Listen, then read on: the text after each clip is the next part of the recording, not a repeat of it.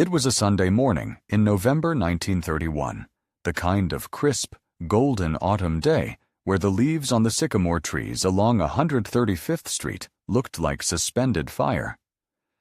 Sunday in Harlem was not merely a day of the week, it was a performance, a spiritual pageantry. The sidewalks were a runway of dignity. Men wore their best double-breasted suits and fedoras, and women, the matriarchs of the community, adorned themselves in dresses of lace and silk, crowned with hats that were architectural marvels of feathers and felt. Among them was Mary Johnson, a petite woman with eyes that held the kindness of a saint and the resolve of a survivor. She was walking down the steps of St. Martin's Episcopal Church, clutching a worn leather Bible to her chest, her mind still echoing with the morning's hymns. She was the mother of Ellsworth Bumpy Johnson, a fact that usually afforded her a wide berth of respectful silence, but on this morning, the devil was patrolling the beat. Officer Patrick O'Reilly was a mountain of sweat and malice, a man who wore his NYPD badge not as a shield to serve, but as a license to hunt. He was drunk at 10 a.m., his face flushed with the cheap whiskey he confiscated from local speakeasies. He didn't like Harlem. He didn't like the way the people walked with their heads up. He wanted them afraid, and seeing this small, well-dressed woman walking with such grace offended his intoxicated sense of superiority. He stepped in front of her, blocking her path with his massive bulk. When she tried to step around him, murmuring a polite, "Excuse me, officer?" he shoved her. It wasn't a gentle nudge, it was a violent thrust that sent the elderly woman sprawling into the muddy gutter. Her Bible flew from her hands, landing open in a puddle of street filth. The crowd on the church steps gasped, freezing in a collective moment of horror. O'Reilly laughed, a wet, ugly sound. He walked over to the Bible, the pages fluttering in the wind, and hawked a thick glob of spit right onto the verse of Psalm 23. "Watch where you're going," he bellowed, using a racial slur that cut through the crisp air like a whip. "This sidewalk is for people, not for you." Bumpy Johnson was standing across the street, leaning against a lamppost, smoking a cigarette. He had seen everything. The air around him seemed to vanish, sucked into the vacuum of his sudden, absolute stillness. His lieutenants, standing nearby, reached for the guns tucked into their waistbands, their eyes wide with rage. Bumpy raised a single finger. "Stop." He dropped his cigarette and crushed it under his heel. He didn't run. He didn't shout. He walked across the street with a terrifyingly slow, fluid gait. He ignored the cop entirely. He went straight to the gutter. He knelt in the mud, ruining his bespoke Italian trousers, and gently lifted his mother. He brushed the dirt from her coat, his touch tender, filial. Then he picked up the Bible. He took a silk handkerchief from his pocket, a square of pure white, and meticulously wiped the mud and the saliva from the holy pages. He closed the book and handed it to his mother. "Go home, Mama," he whispered. "I'll be there for Sunday dinner." Only then did he turn to O'Reilly. The cop had his hand on his nightstick, sneering, waiting for the provocation that would allow him to crack Bumpy's skull. But Bumpy didn't raise a fist. He looked at O'Reilly. It wasn't a look of anger. Anger is hot. Anger is human. Bumpy's eyes were two chips of Arctic ice. He looked at O'Reilly not as an enemy, but as a dead thing, a corpse that just hadn't realized it had stopped breathing yet. He stared for 5 endless seconds, etching every pore of the Irishman's face into his memory, and then he turned and walked away. O'Reilly laughed again, shouting insults at Bumpy's back, thinking he had won. He didn't know he had just heard his own funeral rites. That evening, the city was swallowed by a heavy fog. Patrick O'Reilly was holding court at the Shamrock, a bar in Hell's Kitchen frequented exclusively by off-duty officers. It was a fortress of blue uniforms, smoke, and bravado. O'Reilly was retelling the story of the morning, embellishing his bravery, soaking in the laughter of his peers. Around 11 p.m., he excused himself to go to the men's room. He pushed through the swinging door, unzipping his trousers. He never came out. 10 minutes later, a friend went to check on him. The bathroom was empty. The window was painted shut. The back door was barred from the inside. There was no sign of a struggle, no blood, no overturned trash cans. O'Reilly had simply evaporated from the safest room in the city for a white cop. The only thing left was in the porcelain sink. Lying there, submerged in water, was O'Reilly's detective shield. And weighing it down, preventing it from floating, was a small, black, leather-bound Bible. It wasn't Mary Johnson's Bible, but it was an exact replica. The message was elemental, biblical, and terrifying. Your law has no power here. You answer to a higher authority now. O'Reilly awoke in the void. He wasn't dead. He wasn't bleeding. He was lying on a cold concrete floor. He scrambled to his feet, reaching out, but his hands found nothing but padded walls. He screamed, but the sound died instantly, absorbed by the acoustic foam that lined the room. It was absolute darkness, not the darkness of a closet, but the heavy, suffocating blackness of a tomb. He was in a sensory deprivation chamber, a soundproof cellar deep beneath a warehouse in the Bronx, constructed specifically for this moment. The first 12 hours were the hours of rage. O'Reilly screamed threats. He flashed his imaginary badge. He promised that the entire NYPD would burn Harlem to the ground. He kicked the walls until his toes were bruised. He expected the door to open. He expected a beating. He was a tough man. He could take a beating. A beating meant there was another person there, a connection to reality. But no one came. There was no sound of footsteps, no creak of a door, no distant traffic. Just the silence. A silence so profound it felt like a physical weight pressing against his eardrums. Then came the hours of the void. From hour 13 to 36. The rage burned out, leaving behind a cold, creeping panic. The silence began to eat him. Without external sound, his brain began to amplify the internal. He could hear the rush of blood in his carotid artery, whoosh, whoosh, whoosh, like the tide of an ocean of blood. He could hear the wet click of his own blinking eyelids. He lost the concept of up and down.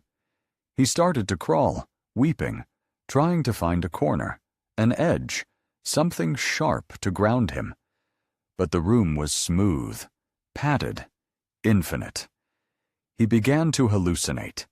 He saw flashes of light that weren't there. He saw the face of the woman he pushed. He saw demons in the dark. At hour 37, just as O'Reilly was curling into a fetal ball, clawing at his own face to feel something, the sound began. It wasn't a scream. It was a whisper. It came from speakers hidden in the ceiling, playing at a volume so low it forced him to strain to hear it. It was a recording, a woman's voice, old, fragile, devout. It was repeating the Hail Mary prayer. Hail Mary, full of grace, the Lord is with thee. Over and over. A loop of endless contrition. It was the voice of a grandmother, the voice of the church, the voice of the thing he had desecrated. Then the music stopped, and a different voice filled the room. It was deep, calm, and resonated from everywhere and nowhere at once. It was the voice of Bumpy Johnson. "You like to play God, Patrick?" the voice asked, smooth as silk over a razor blade. "You like to judge who is clean and who is dirty? You spit on the word. So now you live in the silence." "Let me out!" O'Reilly shrieked, his voice cracking. "I'll kill you. I'll kill all of you." "My mother prays for my soul every day," Bumpy's voice continued, ignoring the outburst. "She believes in forgiveness. She believes God hears everyone. But you know what, Patrick? I think God is busy right now. I think he looked at what you did, and he turned his back. You're not in New York anymore. You're in my church now. And in my church, we kneel." Then the darkness broke. A single, small red light appeared in the center of the room, hovering about 5 feet off the ground. It was the cherry of a lit cigar. Bumpy was in the room. Or was he? O'Reilly couldn't see a face, couldn't hear breathing. Just that burning red eye, floating in the abyss. "Please," O'Reilly sobbed, dropping to his knees, crawling toward the light. I'm sorry. Just hit me. Please, just hit me." The red dot didn't move. Smoke drifted into the light, swirling like ghosts. "Confess," the voice whispered from the dark. "Not to me. I don't care. Confess to the dark. Tell us what you are." And O'Reilly broke. He didn't just break. He shattered. He poured out everything. He confessed to the bribes he took. He confessed to the innocent men he framed. He confessed to the women he abused. He confessed to the hatred in his heart, the fear that made him cruel. He wept until his throat was raw, prostrating himself before the floating cigar ember like a sinner before the burning bush. He was stripped of his badge, his authority, and his sanity. He was just a terrified animal in a box. For the next 30 hours, the routine varied. Sometimes, absolute silence. Sometimes, the sound of a church choir singing a requiem. Sometimes, Bumpy's voice reading the very Bible verses O'Reilly had spat upon. O'Reilly lost all concept of time. He didn't know if he had been there for days or years. He stopped asking to be let out. He only asked for forgiveness. He begged the dark to stop looking at him. At exactly the 72nd hour, the lock clicked. The sound was like a thunderclap. The heavy steel door swung open. O'Reilly, huddled in the corner, covered in his own filth and tears, shielded his eyes and screamed. The light from the hallway was blinding, searing his retinas. He scrambled backward, terrified of the light. He was dumped out of a car in front of the 28th Precinct station house at 4 a.m. He wasn't bound. He wasn't gagged.